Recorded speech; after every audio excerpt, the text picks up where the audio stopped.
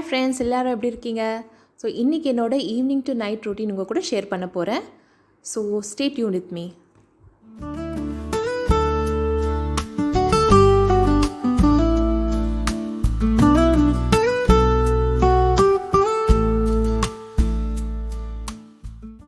இன்றைக்கி டின்னருக்கு வந்து பாலக் பன்னீர் செய்யலான்ட்டு பாலக் எடுத்து க்ளீன் பண்ணி வச்சுருக்கேன். ஸோ உங்கள் எல்லாருக்கும் தெரியும், புரட்டாசி மாதம் ஸ்டார்ட் ஆகிடுச்சு. ஸோ பசங்களுக்கு ஸ்பெஷலாக ஏதாவது செஞ்சு கொடுத்துட்டே இருந்தோன்னா தான் நான்வெஜ் ஞாபகம் வராமல் இருக்கும். ஸோ பாலக்கை க்ளீன் பண்ணி வாஷ் பண்ணி சுடு தண்ணியில் லைட்டாக உப்பு போட்டு ஜஸ்ட் ஒரு 2 minutes அதை நம்ம வேக வைக்கிறோம். ரொம்ப அதிகமாக குக் பண்ணக்கூடாது, ஜஸ்ட் பிளஞ்ச் பண்ணணும். ஸோ தட் அது கலர் சேஞ்ச் ஆகாமல் அப்படியே க்ரீனாகவே இருக்கும். ப்ளஸ் அதோடய ஃப்ளேவரும் வந்து சேஞ்ச் ஆகாது. ஸோ பாலக்கை தனியாக எடுத்து அதை நம்ம கொஞ்சம் நேரம் ஆற வைக்க போகிறோம். ஏன்னா அது அப்படியே ஹாட்டாக எடுத்து மிக்சியில் போட முடியாது. ஸோ அது நல்லா சில்லன் ஆகிட்ட பிறகு நம்ம மிக்சியில் போட்டு இதை கிரைண்ட் பண்ணிக்கலாம்.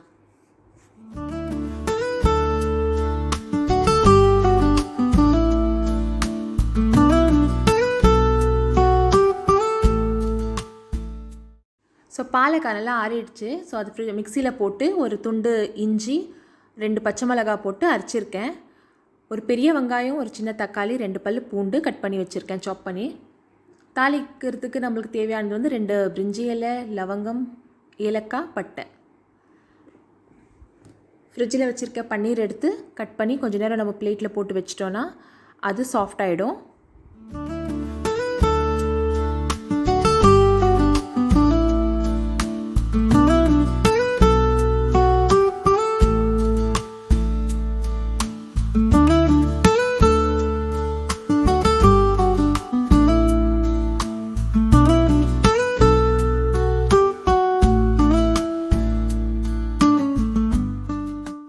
ஸோ பன்னீர் ரெடி ஆகிற வரையும் ஒரு டீயை போட்டு குடிக்கலான்ட்டு எடுத்திருக்கேன். டீ குடிக்க வேண்டான்னு ரொம்ப அவாய்ட் தான் பண்ணுறேன். பட் ஒரு நாளைக்கு ஒரு முறை டீ குடித்தா ஒன்றும் தப்பு இல்லைன்னு நினைக்கிறேன். ஸோ ஒரு லைட்டாக ஒரு டீயை போட்டு அப்புறமேல் மீட் பண்ணலாம்.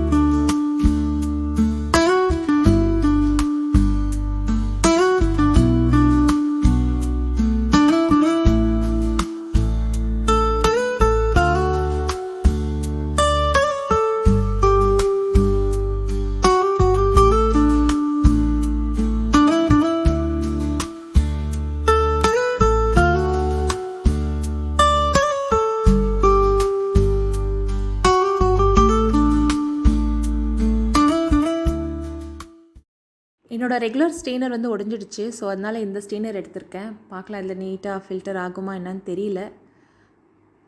ஸோ ஒரு கையில் ஃபோனை வச்சு இதை அப்படி சுற்றினேன். ஸ்டவ்லெல்லாம் டீ ஊற்றிக்கிச்சு. ஸோ டீ பால் ஏதாவது ஸ்டவ்வில் ஊற்றுச்சுன்னா அதை இமீடியட்டாக வந்து நம்ம துடைச்சிட்டோன்னா இமீடியட்டாக க்ளீன் ஆகிடும். சில பேர் என்னென்னா அப்படியே விட்டுடுவாங்க, அப்புறமேல் செய்யலாம் ஃபினிஷ் பண்ணிட்டுன்னு. அது ரொம்ப ஹார்டாக கெட்டியாக அந்த ஸ்டவ்வில் வந்து ஒரு கரையாக பிடிச்சிடும். ஸோ டீ ரெடி ஆனனும் எடுத்து ஊற்றிட்டு ஸ்டவ்வை நம்ம இம்மீடியட்டாக க்ளீன் பண்ணிடலாம்.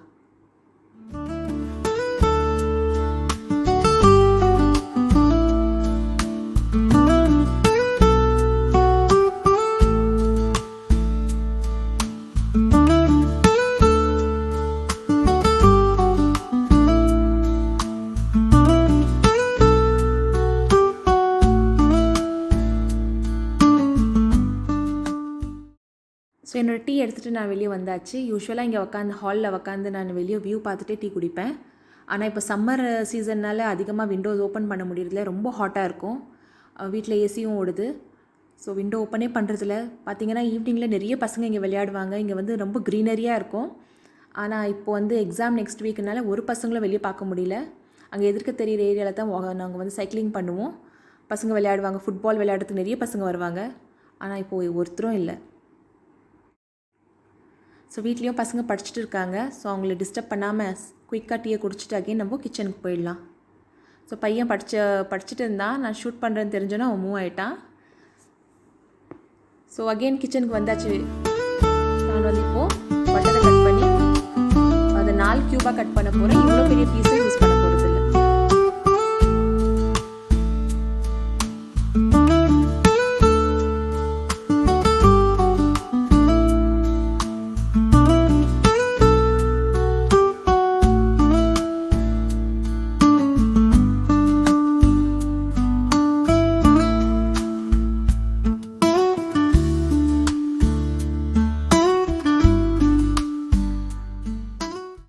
ஸோ பேனில் பார்த்தீங்கன்னா கொஞ்சம் எண்ணெய் விட்டு ஒரு க்யூப் பட்டர் போட்டிருக்கேன். அண்ட் அது கூடவே வந்து சாப் பண்ணி வச்சுருக்க கார்லிக், பட்டை, லவங்கம், ஏலக்காய் அண்ட் 2 பிரிஞ்சி இலையை சேர்த்துருக்கேன். ஸோ இப்போ அது கூட வந்து சாப் பண்ணி வச்சுருக்க ஆனியனை போட்டு நம்ம ஃப்ரை பண்ணிக்கலாம். ஸோ சிம்மில் வச்சு நல்லா நீட்டாக ஃப்ரை பண்ணுங்கள். அதிகமான ஃப்ளேமில் வச்சு ஃப்ரை பண்ண வேண்டாம்.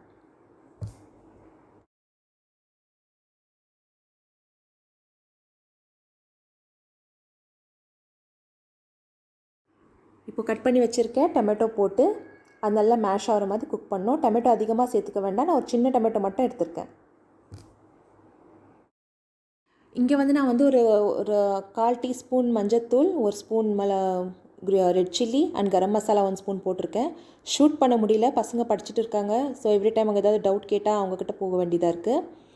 ஸோ அது ஃப்ரை ஆன பிறகு நான் வந்து பாலக் அரைச்சி வச்சுருந்தேன் இல்லையா, அதை நான் வந்து இதில் ஆட் பண்ணி இதை குக் பண்ண போகிறேன்.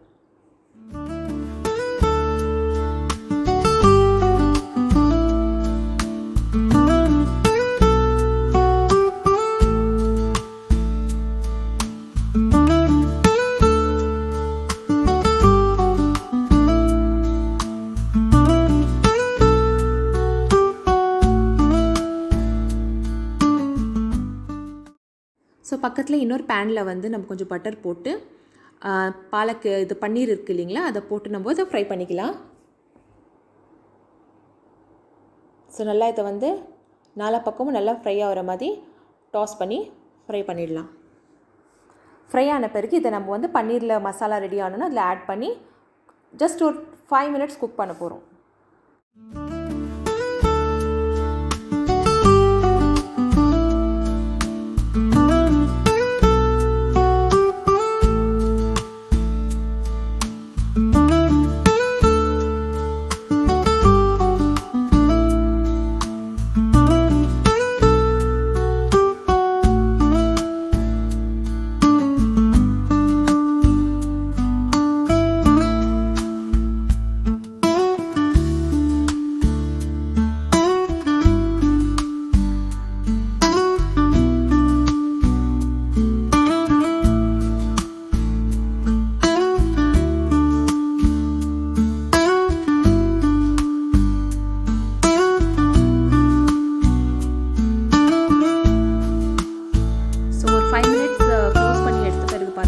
நம்மளோட பாலக் பன்னீர் ரெடி. சூப்பர் டேஸ்டியாக இருந்தது. அண்ட் கலர் பாருங்கள், செம்மையாக ஹோட்டலில் எப்படி இருக்குமோ அப்படி தான் இருக்குது. ரொம்ப டேஸ்டியாக வந்தது. ஸோ பாலக் பன்னீர் வந்து ரொம்ப ஈஸி ரெசிபி. நீங்கள் கூட வீட்டில் ட்ரை பண்ணி பாருங்கள், ரொம்ப டேஸ்ட்டாக இருக்கும். ஸோ மாவு வந்து என்னோடய பொண்ணை நான் சொல்லியிருந்தேன் மாவு பிசைஞ்சு வைக்க சொல்லி. ஸோ செம்ம சாஃப்டாக சூப்பராக பிசைஞ்சு வச்சுருக்கா. ஸோ இன்றைக்கி வந்து பையன் கொஞ்சம் டயர்டாக இருந்தான், கொஞ்சம் அவனுக்கு லைட்டாக கோல்டாக இருக்குது. ஸோ சீக்கிரமாகவே அவனுக்கு டின்னரை கொடுத்து படுக்க வச்சிடலான்ட்டு அவனுக்காக டின்னர் ரெடி பண்ணிகிட்ருக்கேன். சப்பாத்தி போட்டுட்டு பாலக் பன்னீர் அவங்களுக்கு டின்னராக கொடுத்துடலாம்.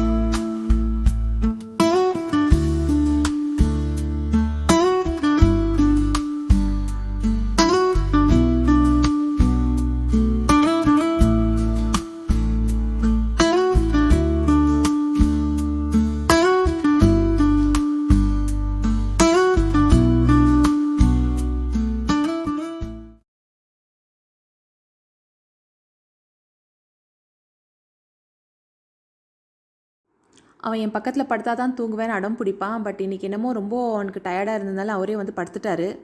ஸோ நான் கிச்சனுக்கு வந்து பெண்டிங் ஒர்க்கெல்லாம் ஃபினிஷ் பண்ணலான்னு வந்தாச்சு. ஸோ காலையிலே துணி போடலான்னு நினச்சி மறந்துட்டேன். ஸோ அதை இப்போ போட்டுடலாம், ஏன்னா டைம் நிறைய இருக்குது. ஸோ வாஷிங்க்கு துணி போட்டாச்சு. தென் கிச்சனை க்ளீன் பண்ணிவிட்டு கொஞ்சம் சாமானெல்லாம் இருக்கிறதெல்லாம் வாஷ் பண்ணி வச்சிட்டேன்னா கிச்சன் ஒர்க் ஃபினிஷ் ஆகிடும். ஸோ ஒரு ஹவுஸ் ஒய்ஃபோட ஜாப் வந்து ஏன் இவ்வளோ டிஃபிகல்ட்டாக இருக்குதுன்னு எல்லாரும் சொல்கிறாங்க, டஃபஸ்ட் ஜாப் ஹவுஸ் ஒய்ஃப்னு சொல்கிறாங்கன்னா, ஏன்னா நாட் ஓன்லி ஃபிசிக்கலி மென்டலி நம்ம வந்து ஒர்க் பண்ணிகிட்டே இருக்கோம் 24/7. ஏன்னா ஒரு ஒர்க் ஃபினிஷ் ஆகிறதுக்குள்ளே இன்னொரு ஒர்க் ரெடியாக இருக்குது. அட் த சேம் டைம் நம்ம வந்து நெக்ஸ்ட் டேக்கு என்னன்றது பிளான் பண்ணிகிட்டே இருப்போம் மைண்டில்.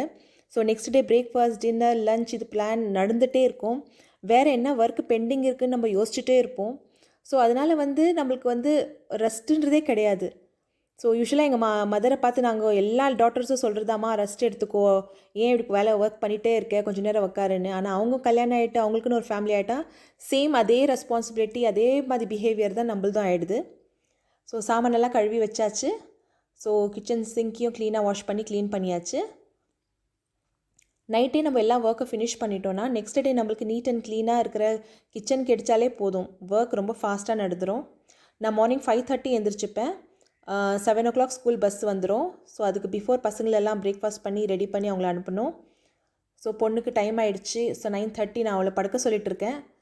ஸோ அவளையும் படுக்கிறதுக்கு அனுப்பிச்சிட்டோன்னா அதுக்கப்புறம் வாஷிங் மிஷினில் துணி ரெடி ஆகிடுச்சு. ஸோ அதை காய போட்டுட்டேன்னா தட்ஸ் ஆல், என்னோடய ஒர்க் முடிஞ்சிடுது. ஸோ டெய்லி என்னோடய ரூட்டீன் இது தான். பசங்களை நான் 9 o'clock படுக்க அனுப்பிச்சிடுவேன். ஹஸ்பண்ட் வரத்துக்கு 11 o'clock ஆகிடும். ஸோ அந்த 9 to 11 கொஞ்சம் நேரம் ரிலாக்ஸ் பண்ணுவேன். ஸோ வாஷிங் மிஷின்லேருந்து துணி எடுத்து காய போட்டுடலாம். ஸோ நாங்கள் இருக்கிற பில்டிங்கில் வந்து இங்கே பால்கனி கிடையாது. ஸோ வீட்டில் ஒரு ஸ்டாண்ட் வச்சு சைடில் இங்கேயே நாங்கள் காய போட்டுடுவோம். சம்மர் சீசன்னால சீக்கிரமாகவே அது காஞ்சிரும். ஸோ இப்போ ஆகிடுச்சு, ஒர்க்கெல்லாம் ஆகிட்ட பிறகு நான் என்னோடய யூஷுவல் பிளேஸ் என்னோடய விண்டோ கிட்ட வந்து உட்காந்து இந்த வியூ என்ஜாய் பண்ணுவேன். கேமராவில் பார்க்குறதுக்கு இருட்டாக தெரியுது, பட் ரியலில் பார்த்தீங்கன்னா ரொம்ப பியூட்டிஃபுல்லாக இருக்கும். அதுவும் இன்றைக்கி பௌர்ணமி, அந்த மூனோட வியூவை என்ஜாய் பண்ணிவிட்டு நான் என்னோடய டைம் ஸ்பெண்ட் பண்ண போகிறேன். So okay friends, I hope இந்த வீடியோ உங்களுக்கு பிடிச்சிருக்கோன்னு நம்புகிறேன். பிடிச்சிருந்தா லைக், ஷேர் பண்ணுங்கள்.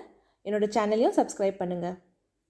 ஸோ உங்களை நான் அடுத்த ஒரு நல்ல வீடியோவோடு சந்திக்கிறேன். Bye, have a nice day, good night.